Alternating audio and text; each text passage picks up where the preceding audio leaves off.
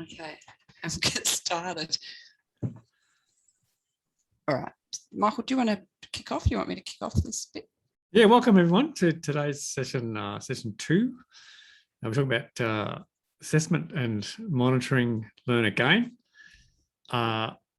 Pretty much this program is going to be based around getting some benchmarks from you guys to create a sort of criteria for how we might look at and improve resources. So from that point of view, we're not kind of, we're going to jointly create the answers here today, given the experience that's in here today. And I'm sure that you've got, if you haven't been able to make it today. So we welcome those that couldn't make it today. And there's been storm damage, electricity, it's Friday, it's a long weekend. We can kind of see what's happening, apart from the obvious, maybe.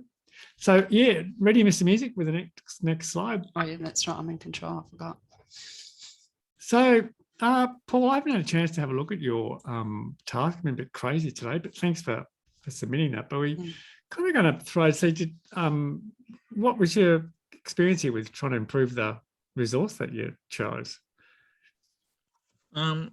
So the one that I chose was the what, so what, now what activity. Good. And so it's great because it and I think that I mentioned last week that that I think the name was Driscoll who put together that activity. Yep. And it was in a crisis management setting.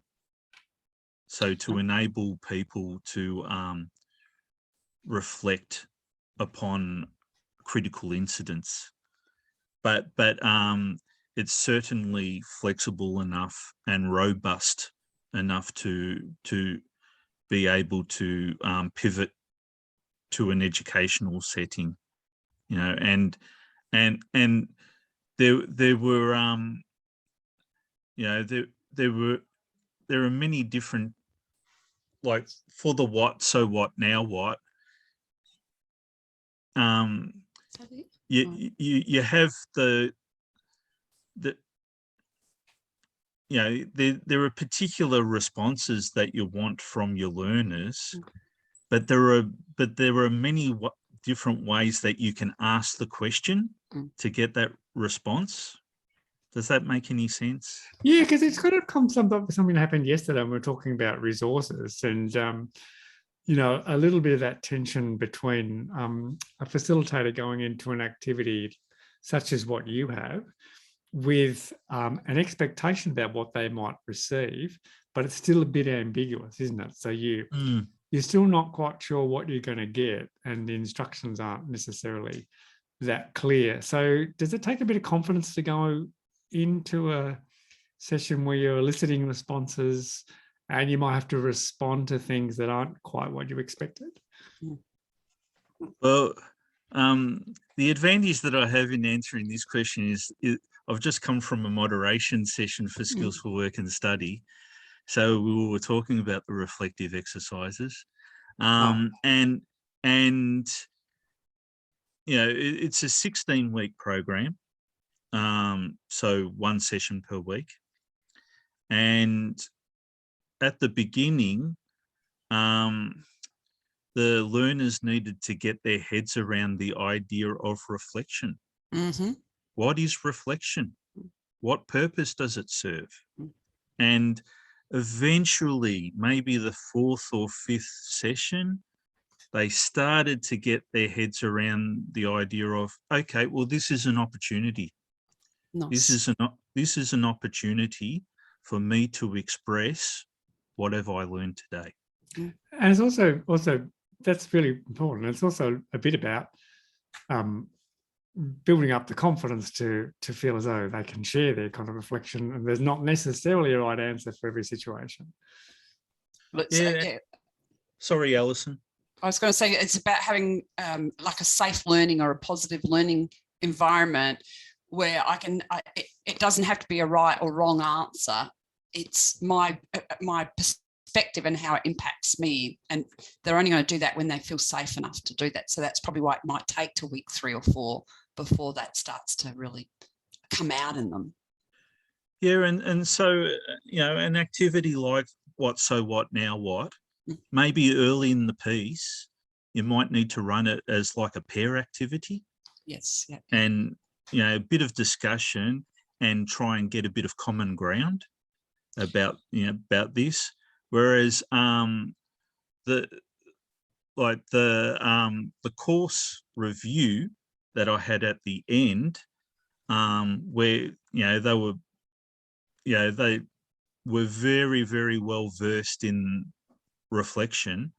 I was, that was basically the one module 6, and I transformed that to Google Forms. Oh, nice. So, yeah. so because I was delivering it online, and they were more than happy to write their own responses by that stage. So that's really interesting, because in bringing it back to the monitoring, that gave you additional evidence for them, for you, for your program, about the progression that students were making that you might have lost if it had been purely a verbal activity in class or in Zoom. Yeah, you've got some tacit, tangible, I should call it. Yeah, it's fantastic. Something you can show them a progression too over time as they collect their own sort of data. That's the nice thing of perhaps some sort of journal, whatever you want to call it. So I know that they can record it in their workbooks, can't they? In that skills program. So some of that's recorded there, or do they do just a verbal recording of their thing? Because that's the portfolio approach to learning. If you, I always think about when my children went to preschool, they collected pieces of evidence of my daughter across the whole year, and the work she did at the beginning when she was 4 and the one when she was nearly 5 was massively different, and it was such a beautiful journey of her learning. She probably didn't appreciate it at her age, but I could see as an educator why you do that. To keep some evidence that's not just kind of verbal stuff, and maybe not be able to be tracked as well as if it was recorded in someone. But sorry, go on. No, I mean, with a literacy class, you need to capture that wherever you can. And I remember, I was a little bit involved in the reaccreditation of the CEGA, which is the literacy certificate here in Victoria, Alison, and somebody proposed that all assessments should be digital, and I was absolutely horrified, because a big reason why people because it's difficult enough to get people to put their hands up to enroll in a literacy class, but those that do, what they want to do is that they want to improve their handwriting, and so so it's great to have an exercise book where you at the beginning the handwriting could be borderline atrocious, and then at the back it's just improved a whole heap, and it's tangible.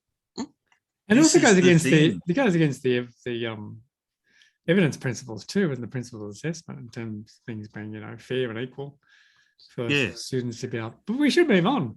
That's a really good point. I've got three things. So one is I actually move. I can touch type at probably about 70, 80 words a minute. But what I find is if I want to note something and remember it, I write it with a pen. Now, maybe because that's where I started life, but that tacitness of writing with the pen actually helps put that in my brain.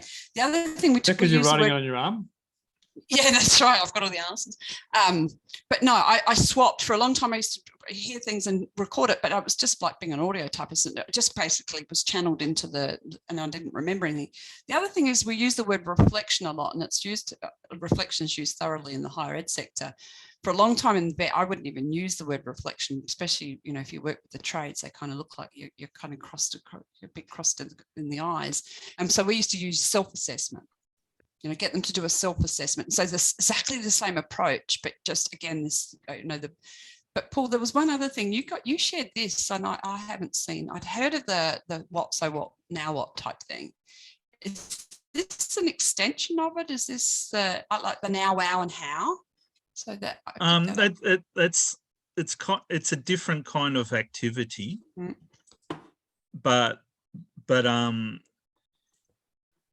it's just something that I came across, you know, in my research this past week, and I thought nice. it would be very useful. And I'm trying to figure out ways in my own mind as to how to integrate it in my own sessions going forward. It looks like, I mean, it's to do with, it looks like about creative thinking. So it's talking about ideation, ideas creation. Mm. But yeah, you know, perhaps it does at least give the framework of, you know, perhaps I'm just thinking it's a normal idea. So it's something that most people maybe think about, but if somebody's reflectively thinking and they're coming up maybe with some original ideas that you're not expecting students to come up with, and that some of that creativity comes through, and yeah, they might be able to see how they might be able to use it and be able to adapt it easily, or actually this is going to take a bit of time for them to actually adapt. What you're teaching them might actually take a bit longer than an immediate implementation. So thank you for sharing that. I thought that was pretty cool little framework there that I'll be borrowing. It's all that thing about, you know, instructional design, and you might have actually, you're right, yeah, a whole lot of ideas, and you're caught up with the with the euphoria of coming up, you know, with what you think are fantastic ideas, but later on you have to be a bit brutal. You have to think to yourself, well, are these ideas doable? You know, and of course, that bottom line, as you said, Alison, do they serve the needs of your learners? And yeah, so that's why this matrix appeals to me. Yeah, as a tool. Like the needs of learners is always a bit of an ambiguous one too, isn't it? Because Yeah, it's kind of a bit like known unknowns, and so it's almost like you have to design to prize those needs out to see, you know, how they prefer to learn, how do they respond to how information is presented, how are they confident about responding. It's a really interesting thing. We do get a bit hung up, I think, on cohorts and understanding them because it unfolds to us over time, and so I think it's about the process, for me anyway, adjusting to a cohort as they reveal more and more about themselves, and you'll probably facilitate differently at the start of the class than you will, say, to the middle, you know, when you realize what people can and can't do, the kind of challenges that they love and that they don't. It's kind of a bit of an ongoing process. Yeah, it's all about building relationships. I think so, and trust, yeah, for sure. And varying how things happen. Yes. So not just having the monotone, you know, the monotone one approach to how you deliver something or how you try to impart knowledge. So if you do it in a number of different ways, then you should hit at least most people in the room. Just one more thing about this one, though. This is actually, it's just black and white, but it's actually quite a powerful instructional design. I like simple. To me, it's just a very simple, and I like that they put it right up front. So when I opened up the link and I saw that, it caught my eye, rather than if I opened up and saw lots of text, I probably wouldn't have gone down for too long. You know, sometimes it's a I like that kind of factor, four thing.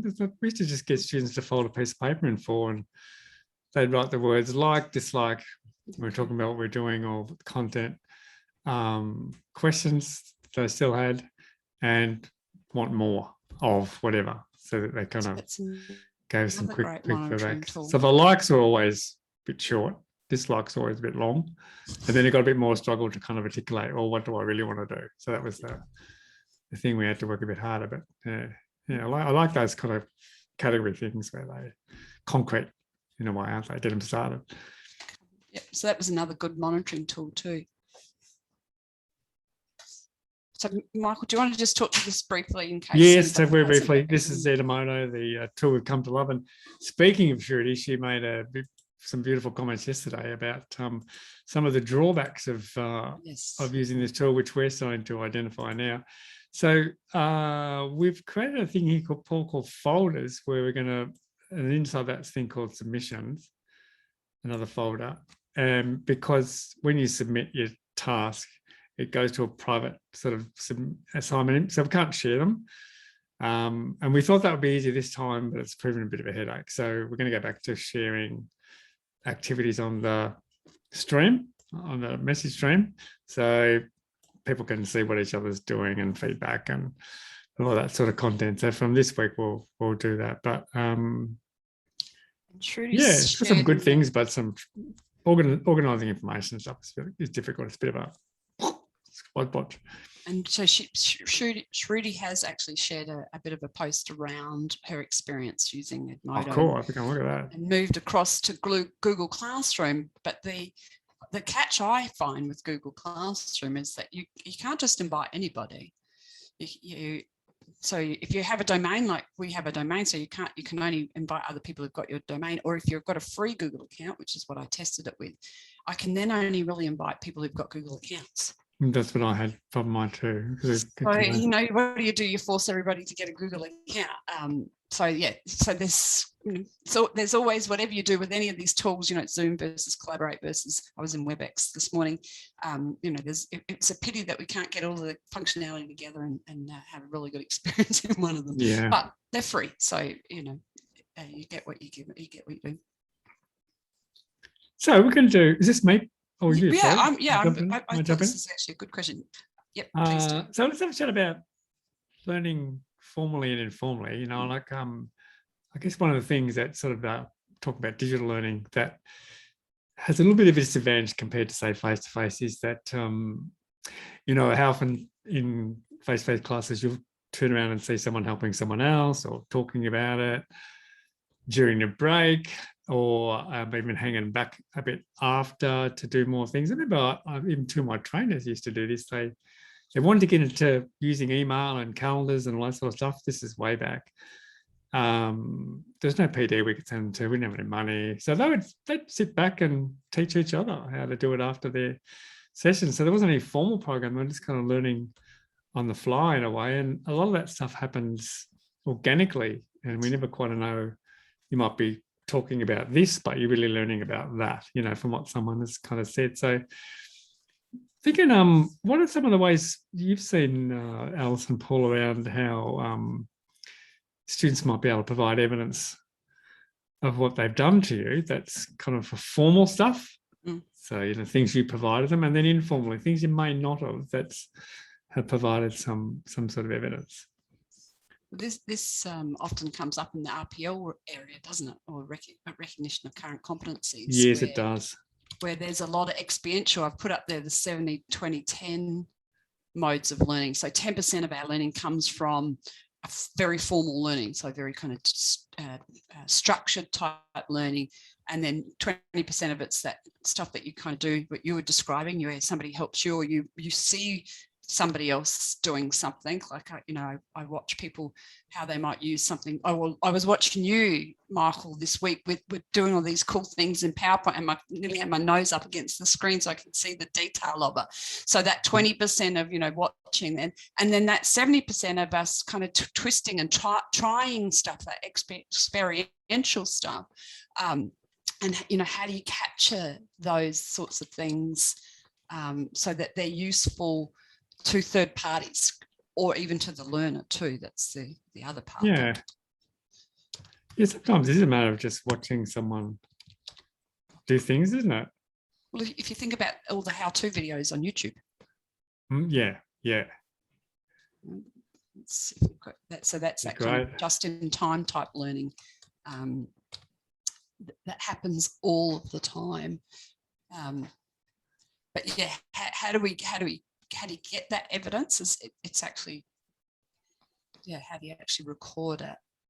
Yeah, because a lot of it is about, like worksheets and things might tell you the progression of somebody in terms of the academic nature of what we're doing, the kind of things we want them to learn. But there are other indicators around emotional security and capacity working groups and some of those things that are, almost employability / social skills that grow, that are often a little bit more, that we notice, that we often don't actually use to justify programs. And certainly if there's some sort of record, that's why I think you'd have got your notebook. That's what I do. I keep a. Yeah. Yeah, Like a bit of a. So yeah, maybe, and some people do regular kind of evaluations, class evaluations too. Again, and if I could bring my RPL out, and we call them competency conversations. Personal experience is a really good one. I remember being taught economics at high school and I loved it because the teacher's father had a petrol station. So every concept came through some experience that happened in the petrol station. So it made it really real, like this, think big and happens local kind of thing. It was great. And then also lends itself to things like stories, because it's often how students talk, isn't it? They often talk in stories rather than concepts. And some of you might catch in, I hope you haven't got it here, maybe in feedback. I'll put forms that, so some of that where you're asking for, what did you learn? What did you like? What did you find useful? Might pick up some of those sorts of things. And like we were talking about before with building relationships, you build that safe space so that your learners can give you honest feedback. Yes. And not just say what they think you might want to hear.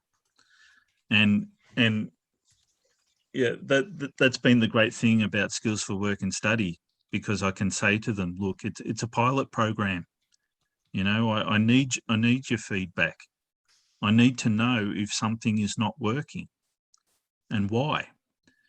So yeah, that's been good as well. It's like to be pilots too, don't they? I remember doing a couple of pilots. I can't remember what it was, but students love to be part of. And you ask them, "Can you be part of this group?" They and these were quite varied skill-wise. They loved it. They loved that it was, that they mattered or something, or that they had an opportunity to shape things, and gives you an opportunity to say how things work. That they work as a result of evaluating, improving. It's not just poured on you. You can participate in that, because it's great, Paul. It's fantastic. Yeah, and it's that sort of thing where you are placing, you are giving the learners an opportunity to feel in their own minds that it's valid to make mistakes, because it is a pilot program and making errors is a part of it. And then at the end of it, you can say, well, that relates to any kind of learning situation where you make a mistake and you learn from it, and it's great. So does that mean, Paul, that you'd be happy to okay, so you've done the pilot of this thing, then you say, everything I do is a pilot. So you're back in doing a PA or CJIS stuff and just part of your run of the mill. Would you be as comfortable doing that? Oh, this is a pilot. That same kind of moniker sounds great. I wish I could. My immediate response to that, Mick, would be that it would be a bit more doable with pre-accredited delivery because of the flexible nature. Yeah. I'm not quite sure about vet settings or anything like that. Yeah, I mean, I think they're probably still valid. I think I just know that I've just been involved in a program where content was provided to me, and pretty soon on, in terms of knowing your learners, realised that these guys were all way above it. So we had to have constant conversation about how each concept was relevant to where they are at now, and sort of talk more about, instead of talking about the base level, talk about, well, how you take it further, how do you bring it out in others, how do you see the deficiencies, how would you improve it? It was just become a totally different conversation because the content was blown. And that happens a lot in vet, particularly when you get to kind of like Cert 4 diploma level. You have a certain level of content, but you bring in people from the outside world who've had industry experience and are looking for something a little bit more than baseline concepts. And I'm sure, Alison, you would have found that challenge as well.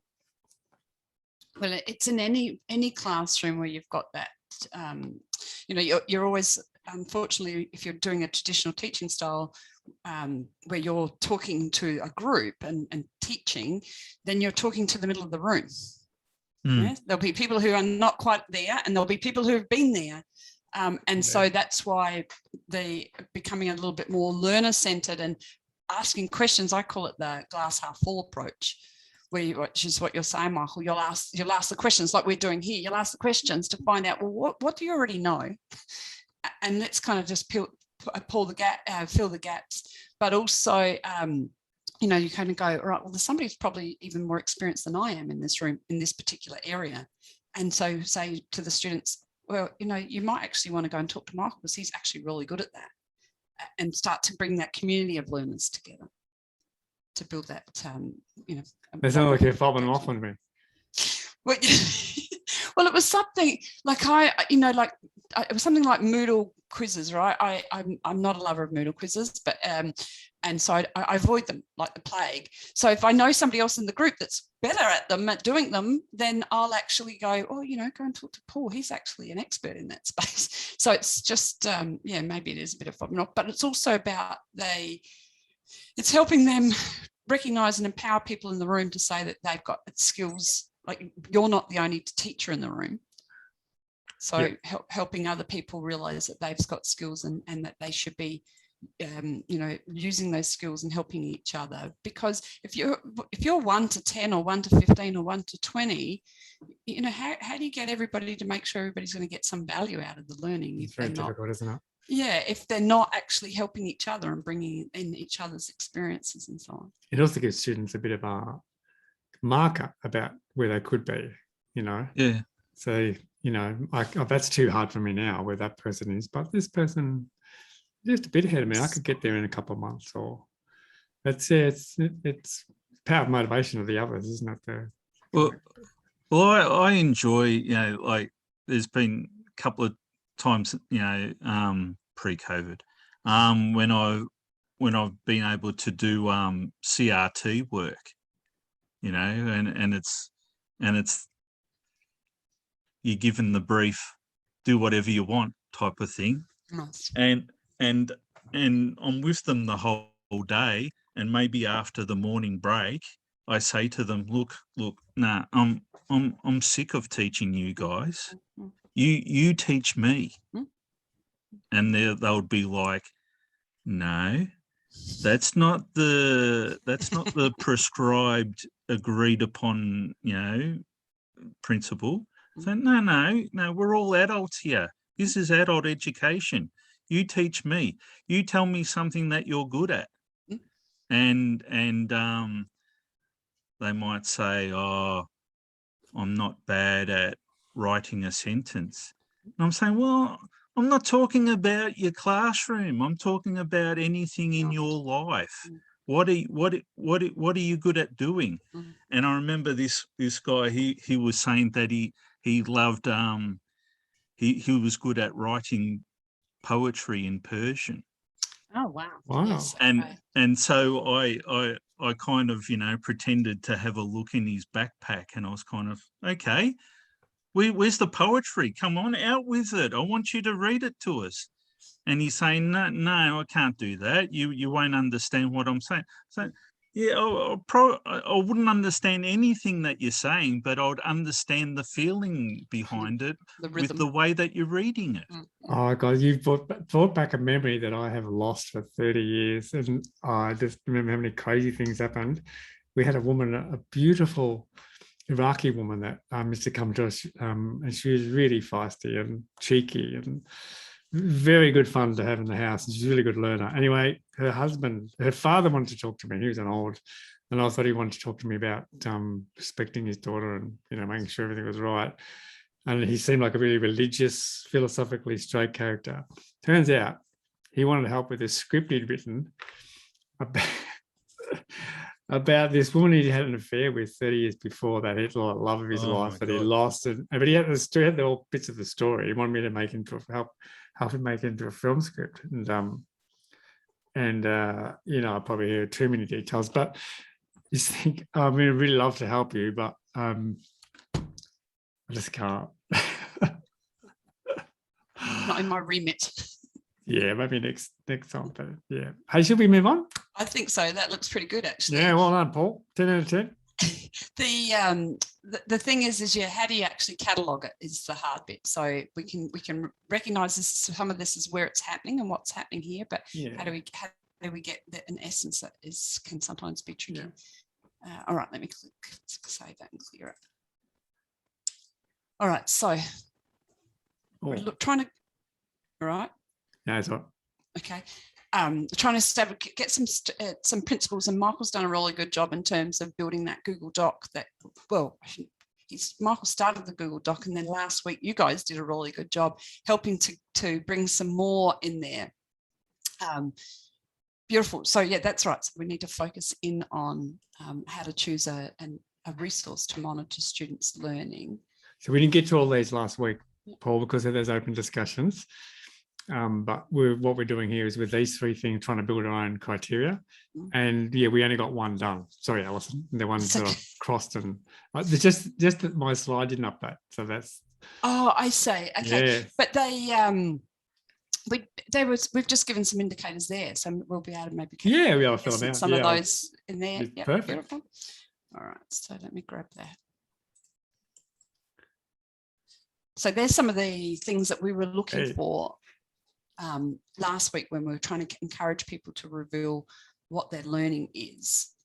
So let's just have a moment to review some of the things that we already know helps bring learning to the front of the class. So obviously we're learning, but it's trying to make learning a little bit more what's the word? Conscious type things, and also I think there's a difference between learning and learning activities, or maybe there's like passive learning where we might be reading or watching a video or something like that. So we've got passive type learning activities happening, but then we've got the applied or the active learning happening where we take what the stories or the video are about and then we apply that in some particular way that allows to move from just a nice thing to an aha moment or something that you can use beyond the passive reading or reviewing of something. It's interesting, some of the skills that we're looking at here led themselves, maybe it depends on who was writing these last week around. Let me just grab my little draw thing. Draw. Yep, that's the one I want. There's a lot of really good employability skills coming through. Yeah. So we're couching them in a particular way that allows us to communication. A good list for that. Oh. Yeah. And obviously employability skills are really effective, not necessarily just to be employed, but they're the skills that we're giving people. So things like problem solving skills or being able to communicate effectively, knowing where to get resources from other people and helping other people are life skills as well. We call them employability skills, but it's really important. It's a good list. So so this is the criteria. So we did a little activity around self-reflection last week. So these are some of the responses that that you guys come up with. So you got your, and so what we've done is we've made this kind of progressive. So you've been involved in the other ones as well, and they've been like a static set of criteria, but we're going to build these up as we kind of go and add things in. So there's a little bit of work for me to do, I think, to kind of bring some of that other stuff in that last slide into here. And you can see we'll be able to build up as we kind of go. But it's going to be all on you, Paul. You're setting the criteria for the sector. Can other people edit this model, or is it just you and I? I think it's shared to edit. They can access. Have I'm a not look. sure we can edit. So yeah, there's. I think people can. Paul, I should give you a little link in there. There is the link. Oh, I did put it in there twice now. Yep. Anyone can edit. Nice. Yeah. So that's it.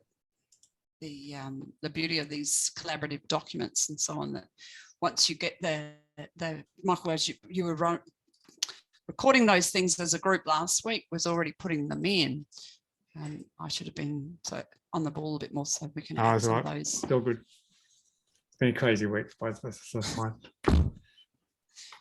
So yeah, fantastic tool. And the nice thing about it, when we do it together, it brings all of the different sorts of ideas and an opportunity to do something with students as well. Like how do we monitor? How do we track our own learning, and having those conversations and building that up? So a nice way of collecting some of that things you were looking for before.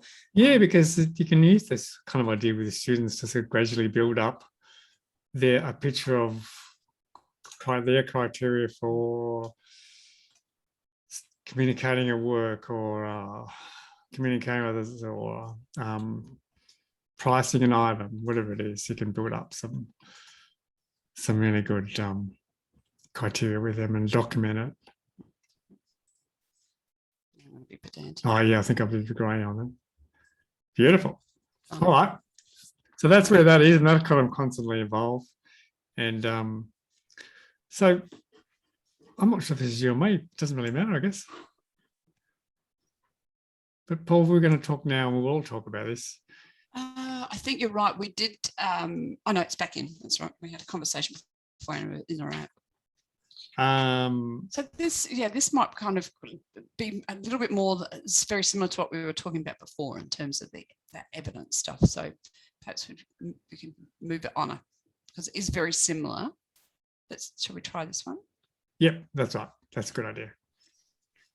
So Paul, what do you look for when you're choosing a resource that will give you the opportunity to monitor learners and how they're going and their progress, and indications that they're picking things up, that they're actually learning?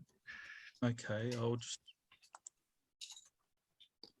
was just going to say, sometimes it's something or somewhere to capture evidence.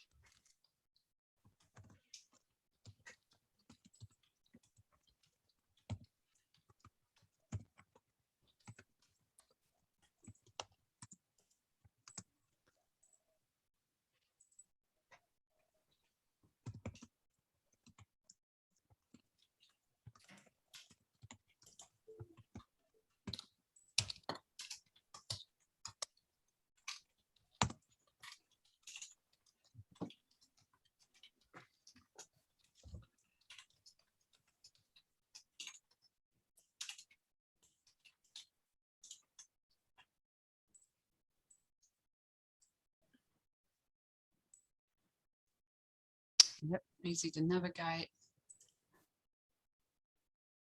Oh yeah, that's lovely.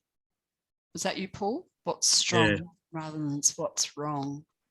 Yeah, and I have my strength cards here. Nice. Have you guys used strength cards before? No. So I think St. Mark's Mob in Bendigo. They've put these resources together, and along with it is a book that that kind of details many different activities. And so what it is that the simplest activity that I use is putting the cards out across a few tables, and then getting students to pick out some what are some words or adjectives that describe you. And so we've got here, can you see that? Cooperative. Oh, so so I think the blur background's breaking it up. sorry. yeah, no, but Okay. I've got I get it. So they don't have to think of them; they can see visuals of them and go, "Oh, yeah, that's something I associate with, and that's something." And so depending on the number that you have in the class, you get them to pick out maybe 4 or 5, and then we discuss, okay, why did you choose those particular words? And I remember a young guy, I did this in a job seeking class, and this young guy, he chose sensitive. Oh, And it really resonated with him, because here we've got sensitive as a strength, and he's always been led to believe that it was a weakness. yeah, Mhm. so true.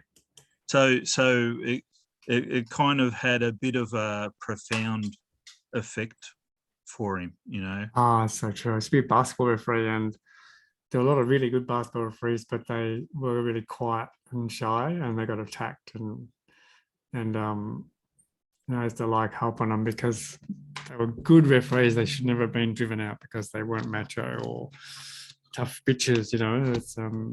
That's a really good thing to challenge. Yeah. So and it's trying to. It requires a bit of creative thinking. Yeah. So for whatever what perceived weakness you have to actually. I do this as part of some customer service training. Whatever perceived weakness you have, you actually have to find a strength in that. Yeah. Yeah. And I mean, for the food processing, particularly in my first intake, all the learners were female. And so I asked them, how often do you cook? And of course, the answer was every day. How often do you handle fresh food? Every day. Yes. So with this course, they're starting from an area of expertise, which they can draw upon, no matter, and there's a lot of meta language being introduced, but it because they in their minds they had that very, very strong starting point, they could relate to everything to that. Yeah, we used to do something similar. I used to teach in a business course, and we used to attract kind of two kind of groups. One kind of almost straight out of school and had really quite reasonably good technical skills, as in, they knew how to use Word and PowerPoint and so on, because they're just out of school. And return to work mums was generally where they were.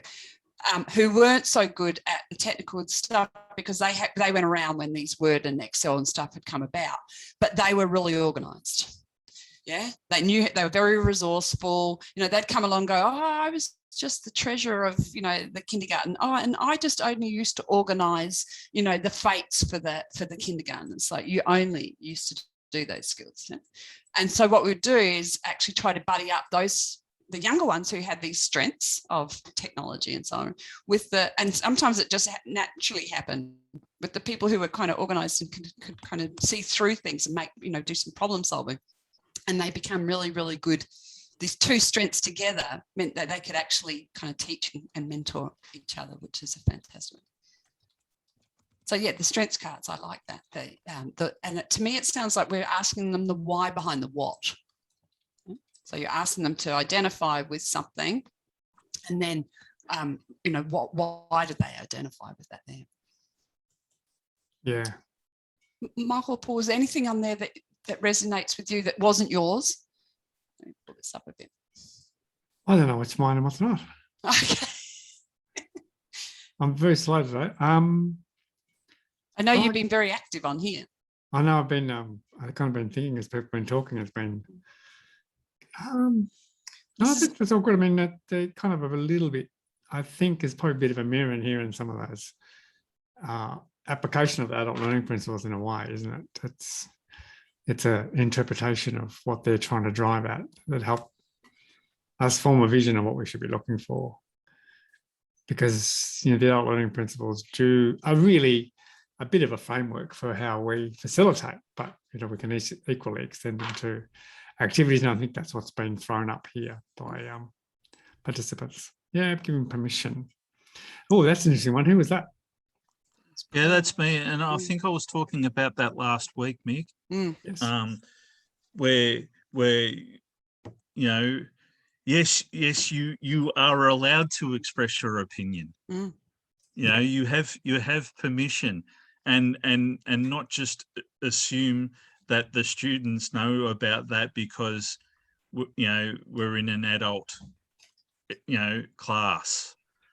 Sometimes that permission needs to be given, not so much in a formal way, but in a very upfront way. Just say, this is what I need from you. This is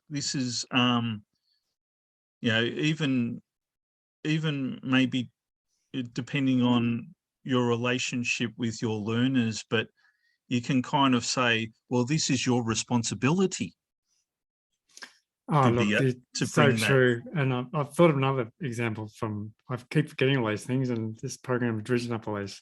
But we had a woman who was exactly that. She, her opinion, she'd obviously been, her viewpoint or opinion had been disrespected and trashed over the years by men, family, workers, whatever. So she wanted to get a car license. It took us years to get her to the point of building up the knowledge. She got the knowledge, and then she had to apply for a birth certificate so she could, have the evidence for the test. We did all that. We applied for it. Her opinion, for years she'd been told this was her birthday and that this person was her father. And when the birth certificate came back, the birthday was different, and there was a different father on her birth certificate. And it completely undid all the work that we had, as well as being a massive shock to her system. She didn't come back. Yeah, it's awful. Yes, we had no control over that. But no. But you never know. But that's what I'm saying is behind that. You never really know, Paul, do you? What's behind that reluctance? Is it educational that you've been told you're dumb? Is it this is all foreign because it's a different culture, or is it you've been systematically gaslighted in some way by whoever you surround yourself with? It's a minefield. Yeah, but all you can do is do whatever you can to create that safe space, and that gives you a few free passes, if you know what I mean. Yeah. Like you might mess up occasionally, but they understand that you're coming from, a good place, and it's that thing where you're demonstrating to your learners that you are open-minded, and that hopefully that encourages them. Yeah, and sometimes even open-mindedness is a foreign concept, isn't it too? It's something tricky. that I've been involved in recently around there's been a lot of work done in the university sector around supporting students' wellbeing. And one of them, students was actually talking about when their lecturers, they were talking about, but with the academics, were actually, if they could just show that they were vulnerable, you know, that they obviously, if you're an academic, you get in there because you're an expert in your field, and so you have to look like a professional, and so, you know, from the students' perspective, that's what they feel that they have to be that way, but in reality, they're human too. So he said it would have been it's those ones that actually say, you know, actually I slept in this morning, or I couldn't find, you know, my socks are odd because I couldn't find my, you know, like I'm human as well as an expert in my field. So is there something that supports students' well-being in that way? Well, and you know, it's that sort of thing where you know, you might make a mistake when you're writing on the whiteboard, and you know, I mean, literacy learners absolutely love that.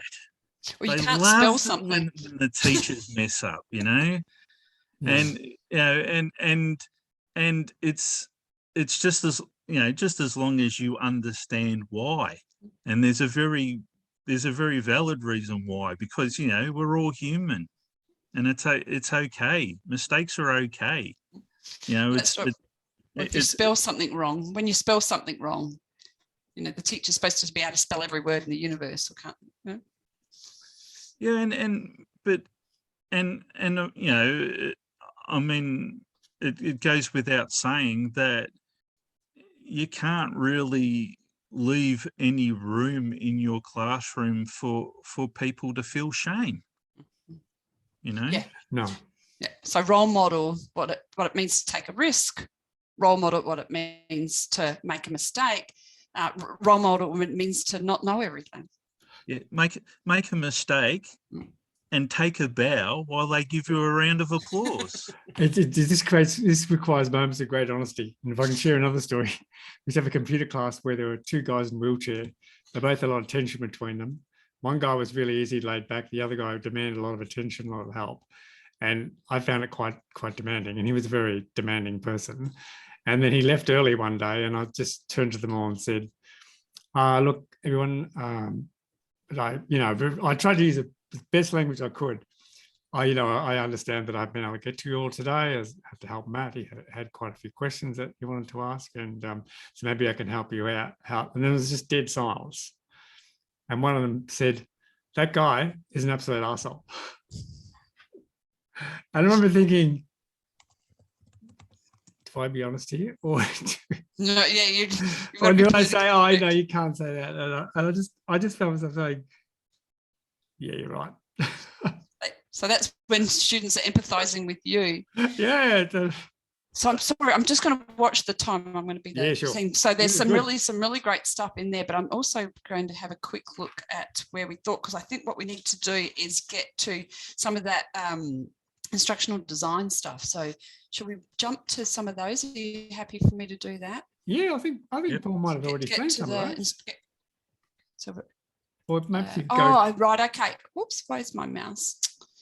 I need to update. So why don't we go to number 20? How can you ensure your activities for informal assessment are user-friendly? There's that slide. This one? That one? Next one? Yeah, no, it was going to be that one before, after that, I think. It's Sorry. two. That's right. It's two after the second one after the brainstorm.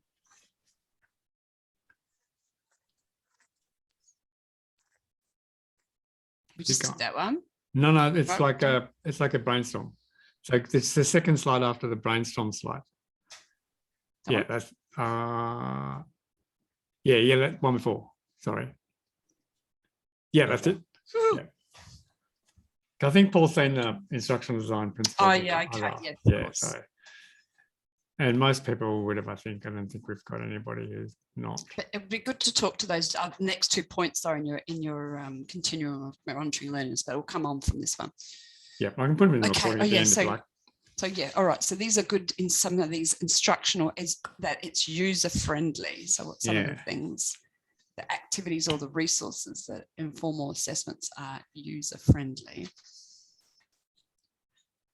And so we're talking about user learner friendly, I suppose, because I was thinking sometimes it's also for the trainer, because I have trained face-to-face, that's a lie. I have trained face-to-face in the last 18 months, but a lot of it's been online. And my thinking is when you go back into that face-to-face environment, will your teaching have changed? Will, where we would have gone in with lots of paper, will you still go in with lots of paper? Because paper's generally quite user-friendly. Have you thought about that, Paul? Whether will you try to make use of mobile devices and so on when you're thinking about activities, or will you go back to a more paper-based? I think, personally, I think you're doing your learners a massive disservice if you go back completely to paper-based. Okay. Because the digital world, it's becoming more and more prevalent. They need to use MyGov. Yes. They need to use QR scanning. They need to be confident with this stuff and not be scared of it. So yeah, it's going to be blended all the way, for me, and we would, Mick was talking about Dale. Dale was doing this stuff about 25 or so years ago, and we're just starting to catch up with him, Mick. Yeah. Yep. Well, it's interesting when your hand has to be forced, doesn't it, in terms of encouraged, I call it, encouraged in inverted commas to do those sorts of things. Yeah, and just I think it's good to show how easily you can pivot between your paper-based and your digital. I'm just looking at the slide before that had the image of the Post-it notes, and an image that an activity that you can use with Post-it notes, you can use with Jamboard or with Padlet, Miro, and but the thing that they have in common is that they're both user friendly. They're both easy to use. There's also a bit about relevance too, isn't there? So there are some tasks where you can do both. So if I go to scan my QR code in, I can do that, or I can sign my name on a piece of paper when I get in there. So there's an either or there that you can do. Same with banking. I could do online banking, or I could go into the bank and get my money out, or I could use an ATM. But there are some things increasingly that we can't do. So, for example, I had a dispute with a bill, and I called them on the phone, verbal, told them no, you put it in writing. Oh, just how can I write a letter? No, just email. So I couldn't actually send them a letter and get it to them. And I still don't know whether it's been received. So I haven't had the confirmation of it. So it's all about the task and how relevant the medium is to that task that makes it appropriate, I think. What options there are. Well, that some of that comes back to by having different, I think it has to have, certainly simpler the better, but I was just thinking about that universal design for learning principles where, ideally if you could have things in two formats. So if you can have if you've got a video, can you have the text-based part of that if it's possible? So Michelle, Skills Education, Michelle Michael was talking about now that she records her webinars with the closed caption feature on. So, and it's like, well, that just now when she says it, it's like, wow, that makes sense. I'll need to look at that in my Zoom sessions too. Because sometimes mate that uses a third-party thing which is free, and it's bloody fantastic for those captions. The closed caption stuff. Yeah. Sorry, I interrupted you. No, that's all right. I was thinking Yeah, sorry, that's what I was going to say. Because sometimes for me, I actually don't necessarily want to hear people all the time, or you might be in a place where you can't. You want to see it, but if you had the closed caption. So obviously don't have a hearing impairment, but there's some places like you might not have your headset and stuff, but you still could watch something.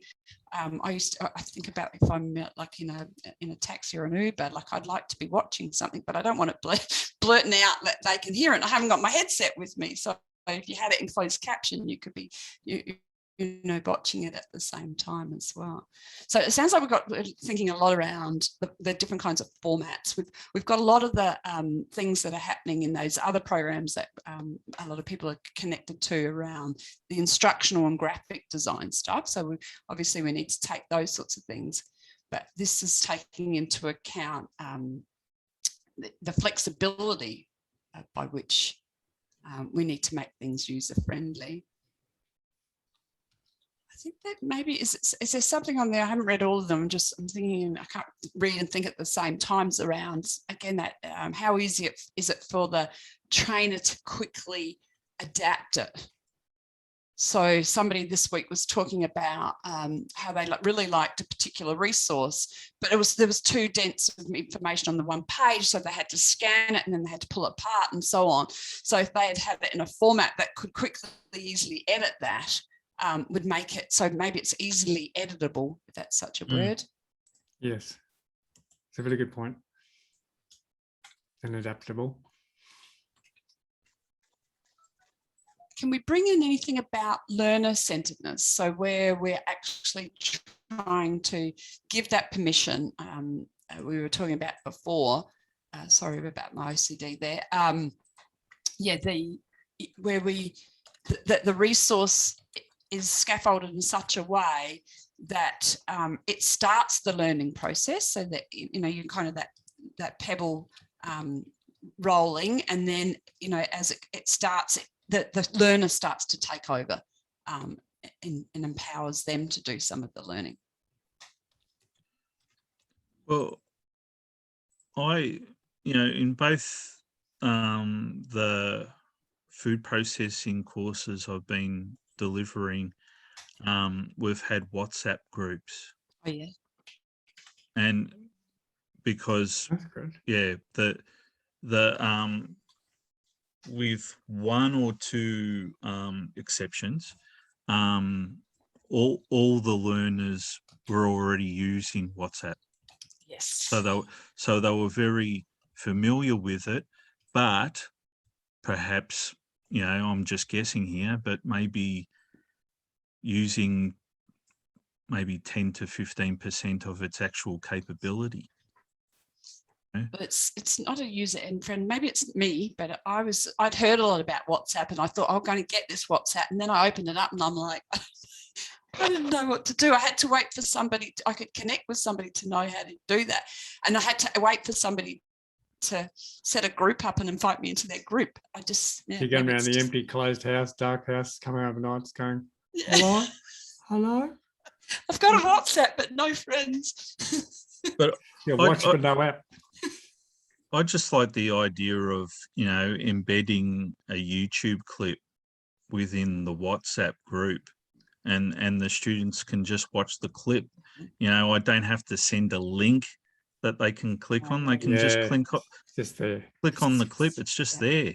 Hey, can you do other things like ask questions and polls and things like that? Because I'm like Alison, I've not used it. I haven't been invited by anybody. Get one, I'll invite you into my group. It's all right. Oh, cool. We can have friends together. Because like even on Facebook, I had a Facebook group with my vet and schools kids, and this is a long time ago, but you used to be able to have polls, and so you'd have a little multiple choice questions, and no one was right or wrong. You just found out what they all thought, and it's great. I think it's nice that if you do have those different apps, I was just thinking, one of the learning journeys I'm running, somebody in that group said, I'm going to create a WhatsApp in their forum, and said, I think whatever they did, I was able to get into their group anyway.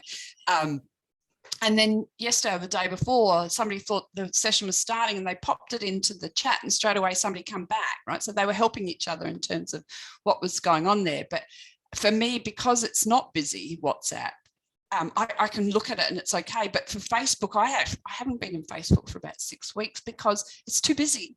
I can't work out what's for me and what's just being pushed at me. So I think, having maybe a dedicated app like that. And an app that does, like Paul's kind of really picked strongly, that where they're already at. They're already out there. So why would I bring this other modem or something else? I mean, they're already there. Yeah, and they're far more, some learners are far more comfortable sending me a message than giving me a call. Absolutely. And so one of the best things that has happened to me this year is that I've finally got a work phone. Okay. It's rocked my world, because with I've never shared my personal phone number with any students. Right. Okay. And there are some teachers that feel as though they're forced to do so, and I've never felt comfortable with that. Mm-hmm. But you got a work phone, you can share your number around, and it's fine. And it's just made things a lot easier, particularly if you're delivering online. And I'm constantly sending messages with the Zoom link, saying that the class is on Wednesday morning, because you can be halfway through the course and there are some students who forget that this class is only on a Wednesday, particularly if they've got other classes. Oh yeah, okay, yeah.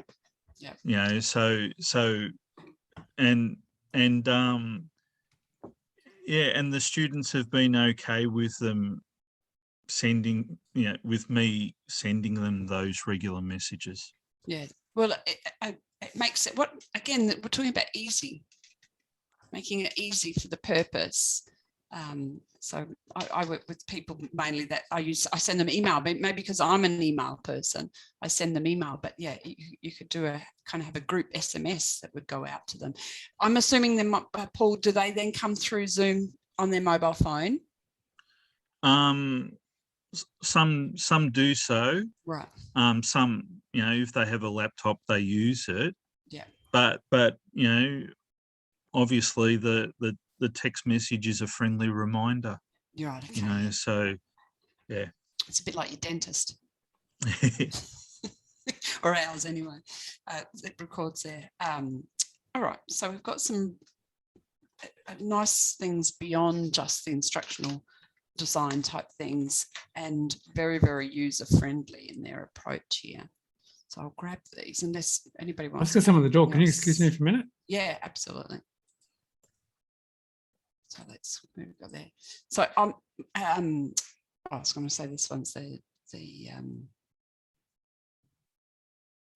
instructional design things that are there. So yeah, we need to start to think about those concrete feedback opportunities.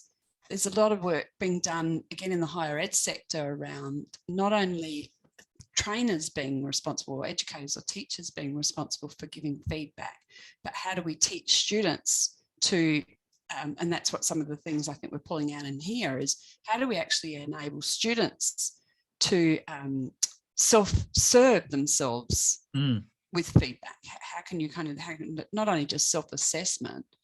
So that popped into my mind there is when they might do an activity, and rather than you just stand there and give them all the answers, you might give them an answer sheet, and then they look at, or an answer response, they look like they'll look at what the model answers are, and then they start to compare, and good conversations can come out of, well, why did I do it this way?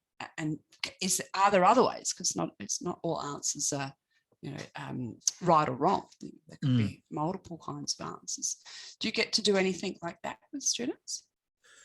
Yeah, and I think that a lot of what you're talking about is awareness and creating awareness.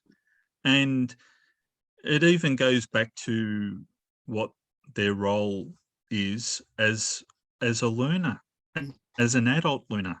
You know, particularly, you know, I'm straight away I'm thinking about EAL learners. You know, it's you know, I've had so many situations where I'm teaching an EAL class and I say, okay, let's have a break. And they're talking in their native language even before they've left the classroom. And it's like, no, you don't have a set time in which you're an English learner. You're an English learner 24/7, you know, and it takes a while for, you know, and it's also that thing that I say to them about vocabulary, you know, because there's been quite a few times when I've kind of asked about a word and I said, what does that mean? And they say, well, I understand it, but I can't explain what it means, you know. Okay. And I say to them, well, we all have our, you know, our unique vocabulary. If you don't use the word, whether speaking or reading or writing or whatever, it's not part of your vocabulary. So it's your job, as soon as you learn a word, to try and make it part of your vocabulary. So the use it or lose it is what I was thinking there. But what also came to mind there was that concept that you're the teacher, that you'll do it to me. All right. And I know sometimes we run some of these courses for some of the trainers about trying to get them to be that learner centered, right? Giving them learning skills that they'll use beyond just being in the, you know, the 9 to 12 class type environment. And some of the students will say, but it's your job. You're the teacher. And in the vet sector, we kind of get away with it. It's like, well, I tell them, go and get your unit competency and find the bits that say, you know, you need to be able to problem solve, blah, blah, blah, right? So, you know, it's not me, the teacher, doing it, it's the unit, and I've got to demonstrate you can do these things. But it's about that constant, that really explicit, you are the learner, you're responsible for that learning. I'm here to guide you and, you know, and corral you and make sure that things are safe and done in a particular way. But in the end, the only person that can do the learning is you. So let's do this in partnership with each other.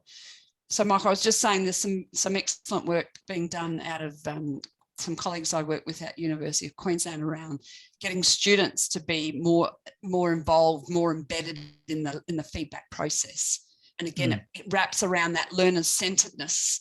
You know, like we need to be much more learner centered, which Paul's describing beautifully. It's about shifting the feedback model to feed forward, so that, you know, you're progressively you're providing feedback that you know, acknowledges where a person is at, but also signposts where there's room for improvement and how it might impact on future tasks that we're going to do. That's something the vet sector doesn't do very well. Is feed forward. Gives feedback on where we are right now, but doesn't take that. And there's so many ways we can do that, you know, by consolidating feedback to the whole class, talking about strengths and weaknesses and areas to improve and what's coming up and how they connect. So it's I think Learn Local teachers are probably ahead of the game on that, because they're constantly thinking of how a student is going to best perform in what's to come as we go. So I think they're really switched on to managing that process. So we've got lots to learn in that space. So I'm just keeping conscious of the time here. So yes. For anybody that's watching the recording, so I was just thinking I think everybody in this group has been to these other ones before, but the slides are here in terms of some of the beautiful stuff, especially what Michael does in the space around the visual design. So if anybody's watching the recording and wants to know a little bit more than what's just written on the slides and the visuals, then we can have kind of a one-on-one around those sorts of things. I don't know do you want to go do this one, or we can bring this back. Actually, I this think- might be a good connector for next week. I think Paul's spent the whole session doing that, so it's been great. It's a big tick, that one. So Paul, you're not the only one, but anybody that's watching too. So obviously, as we've mentioned, we would like to encourage that not only these conversations, which I find are really, really powerful just in their own right, but for you to go away and then to apply some of the stuff that we've discussed or extend some of the amazing stuff you're already doing, and around monitoring participants' learning. So again, that evidence of learning, the clear opportunities for feedback, but feedback not only from you as the educator, but how do we get students to be, there's a word in there, I've got my Friday afternoon brain, I had Friday morning brain before, now I've got the Friday afternoon, but like they're entrenched in the feedback process. They're not just passive, they're active, there we go. They're active in the feedback process. I might have a look about this work that the UQQ people are doing around, because I went to one of their workshops and it was absolutely, and that it's not that hard to introduce. It's just me taking the, not having the power all within the educator, but obviously some of this is around making sure things look visually and instructionally correct. So having a look at those sorts of things, and as a group we can come up with some great ways to expand on that, collecting the informal evidence and non-formal evidence as well. Any questions, Paul, at this point? No, I'd just like to make the comment, what Mick was saying before about feeding forward. And it's you know, it's a good opportunity for Skills for Work and Study to type, you know, to kind of provide those opportunities, because like, for example, OHS, and we were talking about it in the moderation session just before, OHS, it's dry. There's no way, you know, you can't avoid that. But I always put it onto the learners in this course, and I'll say, you need to learn this stuff because it's important for, you know, not just for food processing, but for any job you might have in the future.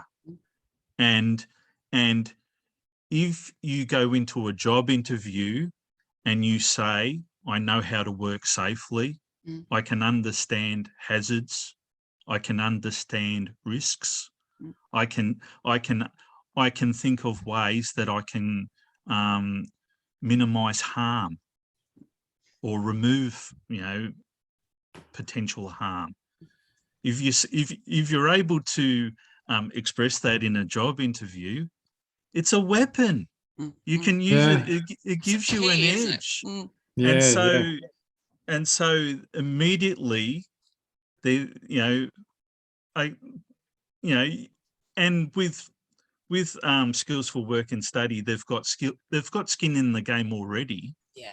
They want a job as a result of doing this course. So it's kind of like, okay, OHS is important. I need to pay attention. So that's that hook, isn't it? It's the WIFM. It's the what's in it for me. Yeah, what's in it for me? Yeah. Why am I having to put something in my brain that's not the sexiest thing, and I'm thinking about what I'm having for dinner, type stuff. And that is I like that point of difference when it comes to applying for things.